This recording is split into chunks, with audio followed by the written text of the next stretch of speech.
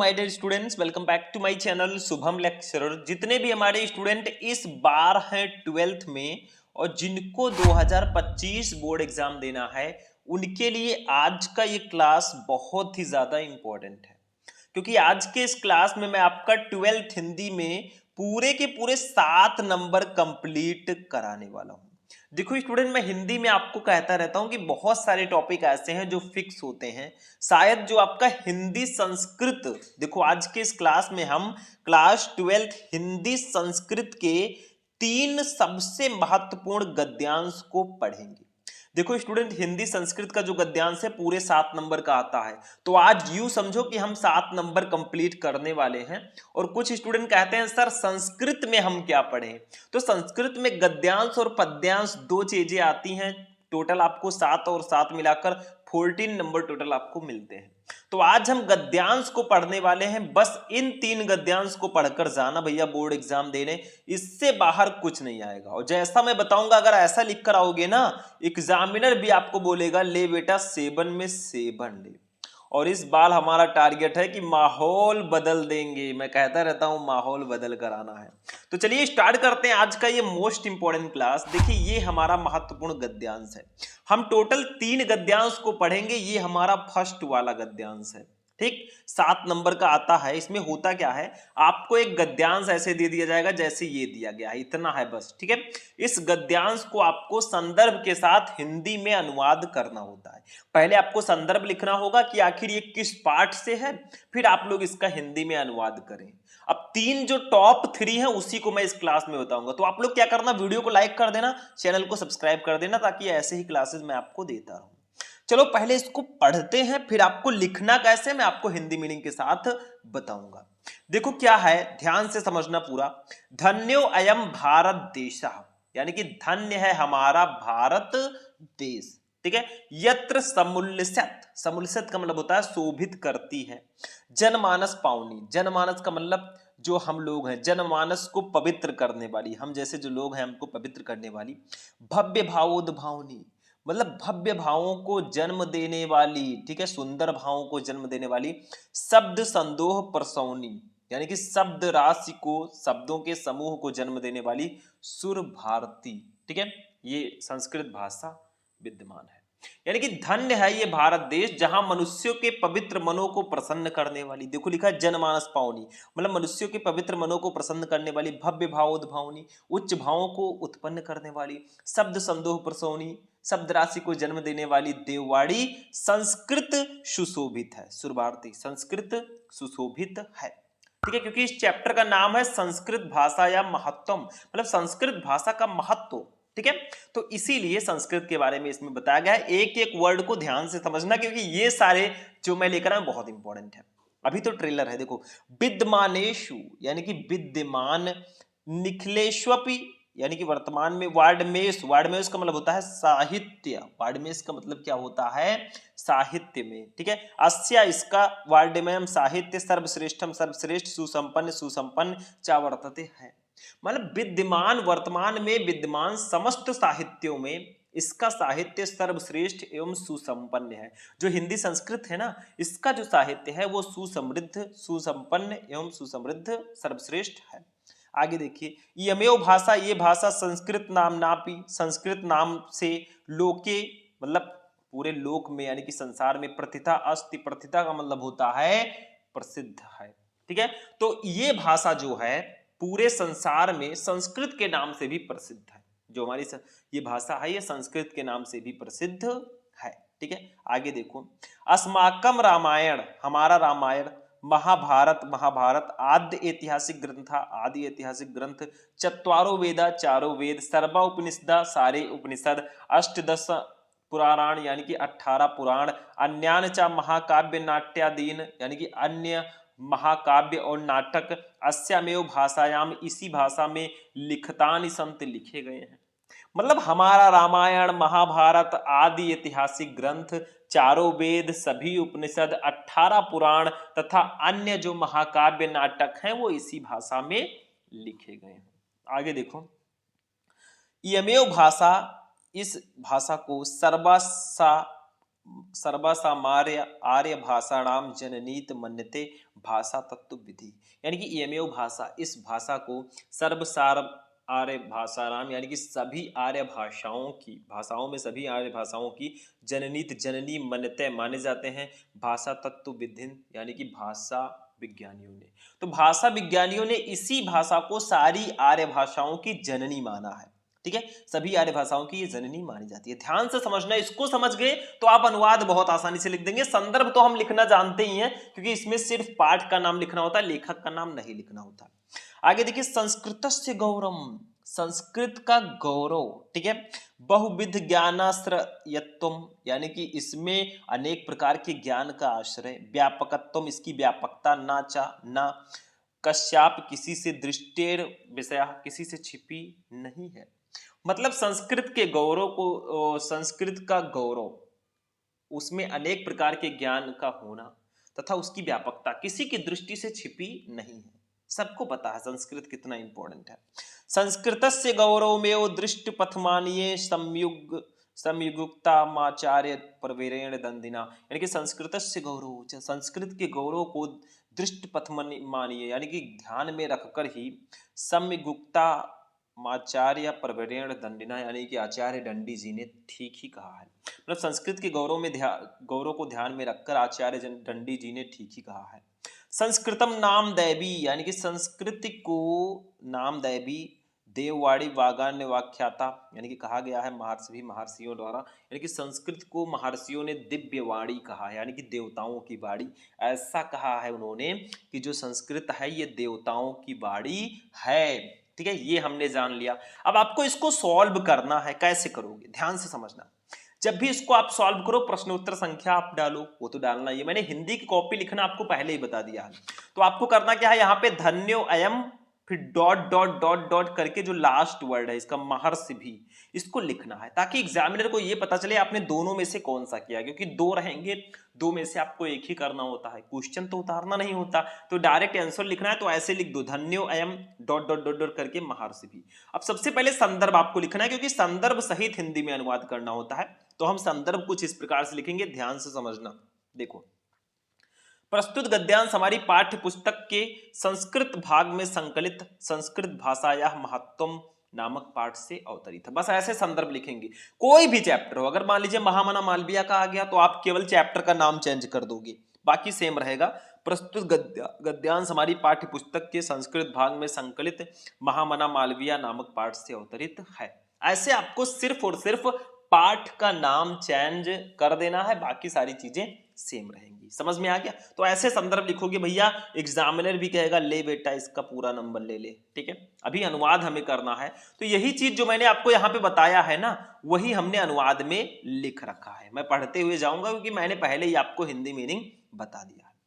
देखो, वही चीज जो मैं बता रहा था, ये भारत देश धन्य है, जहां मनुष्यों के पवित्र मनों को प्रसन्न करने वाली, उच्च भावों को उत्पन्न करने वाली, शब्द राशि को जन्म देने वाली देववाणी संस्कृत सुशोभित है। वर्तमान काल में विद्यमान समस्त साहित्यों में इसका साहित्य सर्वश्रेष्ठ एवं सुसमृद्ध है। यही भाषा संसार में संस्कृत के नाम से भी प्रसिद्ध है।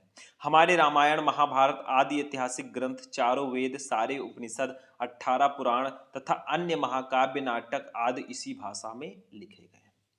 भाषा विज्ञानियों ने इसी भाषा को सारी आर्य भाषाओं की जननी माना है। संस्कृत का गौरव उसमें अनेक प्रकार के ज्ञान का होना तथा उसकी व्यापकता किसी की दृष्टि से छिपी नहीं है, यानी कि वो अज्ञात नहीं है। संस्कृत के गौरव को ध्यान में रखकर ही आचार्य श्रेष्ठ दंडी ने ठीक ही कहा है, संस्कृत को महर्षियों ने दिव्य वाणी यानी कि देवताओं की वाणी कहा है। बस इसमें कुछ था नहीं, सिंपल सा था, हमने सिंपल सा इसका आंसर दे दिया। ऐसे आप लोग लिख कर आओगे भैया, पूरे के पूरे नंबर लाओगे। सात में सात आपको कोई नहीं रोक सकता। आखिर इसमें होता ही क्या है भाई मेरे, इसमें सिर्फ आपको संदर्भ लिखना है और हिंदी अनुवाद कर देना है। तो आप लोग, मैंने चैप्टर भी बताया था हिंदी के कौन कौन से इंपॉर्टेंट संस्कृत में, जैसे जातक कथा, संस्कृत भाषा या महत्व, महामना मालवीय और पंचशील सिद्धांत। अगर ये 4 चैप्टर पढ़ लोगे ना भैया, 7 नंबर कोई काट ही नहीं सकता। तो हमारा फर्स्ट वाला हो गया, अब इसको हम हटाएंगे, अपने दूसरे वाले को देखेंगे जो कि हमारे नेक्स्ट चैप्टर से है। चलो उसको देखते हैं। अब देखो स्टूडेंट, जो हमारा नेक्स्ट वाला गद्यांश है, ये हमारे किस चैप्टर से आप लोग पहचान सकते हो? पहचानो भैया। पहचानो। ये हमारा है महामना मालवीय चैप्टर से। देखो संस्कृत भाषायाम में जो था आपका चैप्टर, इसमें तो हमने कहीं कहीं पहचान लिया क्योंकि संस्कृत आया था, हमने जान गए हम, ठीक है। लेकिन इसको कैसे पहचानो, इसमें भी कहीं महामना होगा जरूर, और नहीं होगा तो अभी मैं पहचानना सिखाऊंगा, ठीक है। देखो पहले इसको पढ़ते हैं। ये महामना मालवीय जी जो है उन्हीं के चैप्टर का है, मतलब उन्हीं से रिलेटेड चैप्टर है। देखो क्या है, पहले इसको पढ़ेंगे हम, फिर इसका भी आंसर लिखेंगे। मैंने बताया ये सारे चैप्टर बहुत इंपॉर्टेंट थे, जो मोस्ट इंपॉर्टेंट चैप्टर है उन्हीं का मैं क्वेश्चन लेकर आया हूं। देखो क्वेश्चन क्या है, पढ़ो इसको खूब ध्यान से गद्यांश को। महापुरुषा, महापुरुष, लौकिक यानी कि सांसारिक, प्रलोभनेषु, प्रलोभनेषु का मतलब होता है प्रलोभनों में या लालच में, बद्धा बंध कर या फंस कर, नियत लक्ष्यांत यानी कि नियत नियम अपने लक्ष्य से, कदापि भ्रस्यंत वो कभी विचलित नहीं होते हैं। मतलब महापुरुष सांसारिक लालचों या सांसारिक प्रलोभनों में फंसकर अपने नियत लक्ष्य से कभी विचलित नहीं होते। देश सेवानुरक्तो अयम, यानी कि देश सेवा में अनुरक्त यह युवा, युवम मतलब युवा का मतलब होता है युवा ही तो होगा भैया, युवा का मतलब युवा ही होगा। उच्च न्यायालय से, उच्च न्यायालय के परिधो, उसकी सीमा स्थायित्व ना सकते, उसकी सीमा में बंधकर ना रह सका। तो कहा जा रहा है कि देश सेवा में अनुरक्त यह युवक उच्च न्यायालय की सीमाओं में बंधकर ना रह सका। जो हमारे महामना मालवीय जी हैं वो सिर्फ उच्च न्यायालयों में बंधकर ना रहे, वो पंडित मोतीलाल नेहरू, लाला लाजपत राय प्रभृति भी अन्य राष्ट्रनायक साहसो अपि देशस्य स्वतंत्रता सड्ग्रामे अवतीर्ण, ठीक है। यानी कि कहा जा रहा है कि पंडित मोतीलाल नेहरू, लाला लाजपत राय, ठीक है, प्रभृति भी अन्य, उनके जैसे अन्य जो राष्ट्र नायक, राष्ट्रीय जो नेता हैं उनके साथ, सा सोयपि देशस्य, वे भी देश के स्वतंत्रता संग्राम में है, स्वतंत्रता संग्राम में अवेर्ण यानी कि उतरे, ठीक है। तो पंडित मोतीलाल नेहरू, लाला लाजपत राय जैसे अन्य राष्ट्रीय नेताओं के साथ वे भी देश के स्वतंत्रता संग्राम में उतरे, वे सिर्फ उच्च न्यायालय तक ही बंद कर नहीं रहे। आगे देखिए, देहल्यां त्रयोविंशतितमे कांग्रेसस्य अधिवेशने अयम अध्यक्ष पदम अलंकृतवान, यानी कि देहलस्य त्रयोविंशतितमे, ठीक है, यानी कि 23वें अधिवेशन में, कांग्रेस अधिवेशन अयम यानी कि कांग्रेस के 23वें अधिवेशन में, देखो देहल्या का मतलब होता है दिल्ली में, ठीक है। तो दिल्ली में कांग्रेस के 23वें अधिवेशन के अध्यक्ष पदम अलंकृतवान, यानी कि अध्यक्ष पद को भी इन्होंने सुशोभित किया। मतलब दिल्ली में कांग्रेस के 23वें अधिवेशन के अध्यक्ष पद को इन्होंने सुशोभित किया, ये अध्यक्ष भी रहे। रॉलेट एक्ट इत्याख्यस्य विरोधे अस्यम, यानी कि रॉलेट एक्ट के विरोध में इनके ओजस्वी भाषण को श्रुत्वा सुनकर आर्डग्गिला शासका, यानी कि अंग्रेज शासक भी भीता जाता भयभीत तो उठे। यानी कि रॉलेट एक्ट के विरोध में इनके ओजस्वी भाषण को सुनकर अंग्रेज शासक भी भयभीत हो उठे, वो भी डर गए भाई। आगे देखिए, बहुवारम कारागारे, बहुत बार ये जेल में डाले जाने पर भी, कारागार में जाने पर भी, निक्षिप्तो अपि, यानी कि अयम वीरम, ये वीर जो है, देश सेवा व्रतम, देश सेवा के व्रत को ना त्याजतम, यानी कि नहीं छोड़ा। तो बहुत बार जेल में डाले जाने पर भी इस वीर ने देश सेवा का व्रत नहीं छोड़ा, ये हमेशा देश की सेवा करते रहे, ठीक है। तो ये आपका हो जाएगा। अब भैया इसका हम लोग हिंदी मीनिंग समझेंगे। देखो ये पहले इसको हम वही सेम प्रोसेस, महापुरुषा डॉट डॉट करके नाट्यजत, जैसे उसमें मैंने क्या था, ये महापुरुषा डॉट डॉट करके नाट्यजत, ठीक है।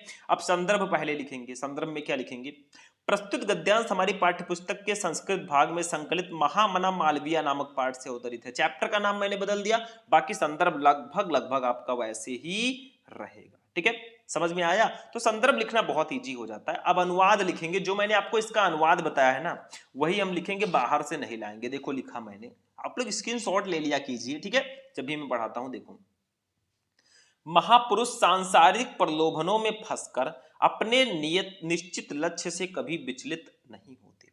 देश सेवा में अनुरक्त ये युवक उच्च न्यायालय की सीमाओं में बंधकर ना रह सका। पंडित मोतीलाल नेहरू, लाला लाजपत राय जैसे अन्य राष्ट्रीय नेताओं के साथ वे भी देश के स्वतंत्रता संग्राम में उतरे। दिल्ली के कांग्रेस के 23वें अधिवेशन के अध्यक्ष पद को इन्होंने सुशोभित किया।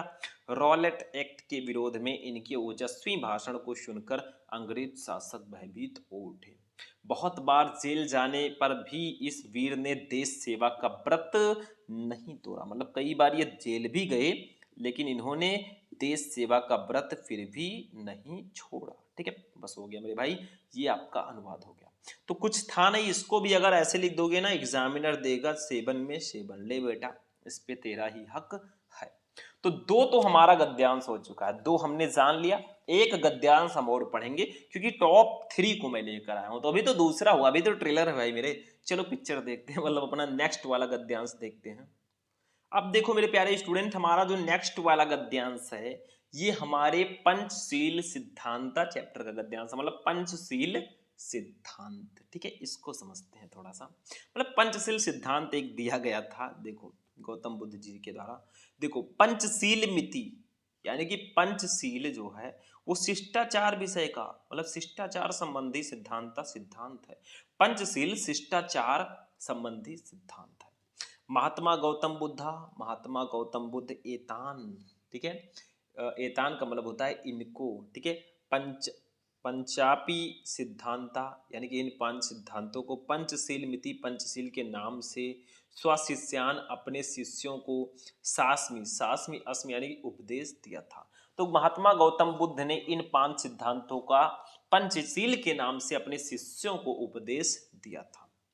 एत एवाय शब्दः अधुनापि तथैव स्वीकृता। एत यानी कि ये, ठीक है, इसलिए एवाय शब्द, ये शब्द अधुनापि तथैव अब भी वैसा ही स्वीकृत है।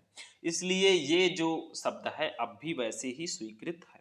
इमे सिद्धांतः क्रमेण एवं सन्ति, यानी कि इमे सिद्धांत, ये सिद्धांत क्रमेण क्रमशः एवं संत इस प्रकार हैं।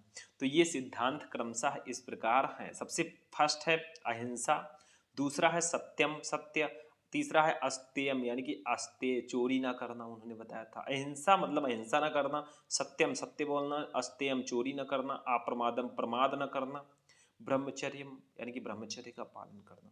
तो ये सिद्धांत कुछ इस प्रकार है, ये सिद्धांत कुछ इस प्रकार है, अहिंसा सत्य अस्तेयम चोरी न करना या अप्रमादम यानी कि अप्रमाद न करना और ब्रह्मचर्य। ठीक है, आगे देखो बौद्ध युगे इमे सिद्धांत यानी कि बौद्ध युग में ये सिद्धांत वैयक्त जीवनस्य यानी कि व्यक्तिगत जीवन की अभ्युत्थाना यानी कि उन्नति के लिए प्रयुक्त किए गए थे। ठीक है, तो बौद्ध युग में ये सिद्धांत व्यक्तिगत जीवन की उन्नति के लिए प्रयुक्त थे। परमज्ञ किंतु इमे सिद्धांता, ये सिद्धांत राष्ट्राण यानी कि राष्ट्रों की परस्पर मैत्री, ठीक है, सहयोग कारणान और सहयोग के आधार, ठीक है, आसना बन गए हैं। ठीक है, यानी कि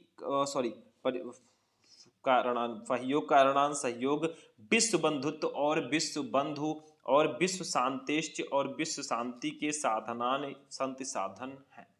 लेकिन क्या है मेरे स्टूडेंट कि किंतु आजकल ये सिद्धांत राष्ट्रों की परस्पर मैत्री एवं सहयोग के आधार तथा विश्व बंधुत्व और विश्व शांति के साधन है। देखो बौद्ध युग में ये सिद्धांत जो है व्यक्तिगत जीवन की उन्नति के लिए प्रयुक्त थे, किंतु परमज्ञ इमे सिद्धांत राष्ट्राणाम परस्पर मैत्री सहयोग कारणान विश्व बंधुत्व, ठीक है, विश्व शांतिश्च साधनमस्य। लेकिन क्या है कि आजकल ये सिद्धांत राष्ट्रों की परस्पर मैत्री एवं सहयोग के आधार तथा विश्व बंधुत्व और विश्व शांति के साधन है।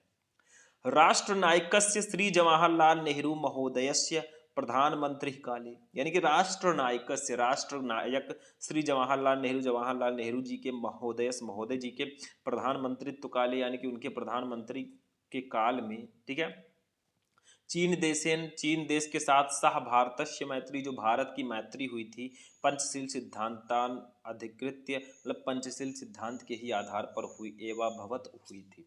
यानी कि राष्ट्रनायक श्री जवाहरलाल नेहरू महोदय के प्रधानमंत्रित्व काल में चीन के साथ भारत की मैत्री पंचशील सिद्धांतों के ही आधार पर हुई थी। यतो ही क्योंकि ही उभावप ये दोनों ही देश बौद्ध धर्म में निष्ठावंते आस्था रखते थे, क्योंकि दोनों ही देश बौद्ध धर्म में आस्था रखते थे। आधुनिक जगत में पंचशील सिद्धांत ने नवीनम नई राजनैतिक स्वरूप ग्रहण कर लिया है। तो आधुनिक जगत में, आधुनिक विश्व में पंचशील सिद्धांतों ने नया राजनीतिक स्वरूप ग्रहण कर लिया है। बस इतना सा आपको लिखना है। अब इसको कैसे लिखेंगे वो मैं बता देता हूं। देखो, सबसे पहले पंचशील मिति डॉट डॉट गृहीतवंता करेंगे, जैसे उसमें किया था, पंचशील मिति डॉट डॉट गृहीतवंता। अब संदर्भ सबसे पहले हेडिंग डालेंगे, लिखेंगे प्रस्तुत गद्यांश हमारी पाठ्य पुस्तक के संस्कृत भाग में संकलित पंचशील सिद्धांत नामक पाठ से अवतरित है। यानी कि ये गद्यांश जो है ये पंचशील सिद्धांत नामक पाठ से लिया गया। वही सेम प्रोसेस, सिर्फ यहाँ पे चैप्टर का नाम बदला है। अनुवाद में वही मैं बताऊंगा जो अभी मैंने बताया। पंचशील शिष्टाचार संबंधी सिद्धांत है। महात्मा गौतम बुद्ध ने इन 5 सिद्धांतों को पंचशील के नाम से अपने शिष्यों को उपदेश दिया था, इसलिए ये शब्द अब भी वैसा ही स्वीकृत है। ये सिद्धांत क्रमशः इस प्रकार है: अहिंसा, सत्य, अस्तेय, चोरी न करना, अप्रमाद, प्रमाद न करना तथा ब्रह्मचर्य। 5 यही सिद्धांत हैं। बौद्ध युग में ये सिद्धांत व्यक्तिगत जीवन की उन्नति के लिए प्रयुक्त थे, किंतु आजकल ये सिद्धांत राष्ट्रों की परस्पर मैत्री एवं सहयोग के आधार तथा विश्व बंधुत्व और विश्व शांति के साधन है। राष्ट्रनायक श्री जवाहरलाल नेहरू महोदय के प्रधानमंत्रित्व काल में चीन का देश के साथ भारत की मैत्री पंचशील सिद्धांतों के आधार पर ही हुई थी। क्योंकि दोनों ही देश बौद्ध धर्म में आस्था रखते थे, आधुनिक विश्व में पंचशील सिद्धांतों ने नया राजनीतिक स्वरूप ग्रहण कर लिया। बस इतना सा आपको लिखना है भैया, काम हो जाएगा। तो 7 में 7 आपका ये भी ऐसे एग्जामिनर देगा। ले बेटा ले जा। तो आज का क्लास कैसा लगा? मैंने आज के क्लास में 12th हिंदी संस्कृत के टॉप 3 सबसे इंपॉर्टेंट गद्यांश को बताया। देखो, इसको बिल्कुल भी मिस मत करना मेरे स्टूडेंट, क्योंकि ये बहुत ज्यादा इंपॉर्टेंट है। तो क्लास को हम यहीं पर फिनिश करेंगे। इस वीडियो को लाइक करना, चैनल को सब्सक्राइब कर लेना, और अगर आपको ऐसे ही पद्यांश का भी वीडियो चाहिए तो कमेंट करके मुझे बता देना। तो चलिए मिलते हैं फिर नेक्स्ट वीडियो में नेक्स्ट टॉपिक के साथ। तब तक के लिए जय हिंद।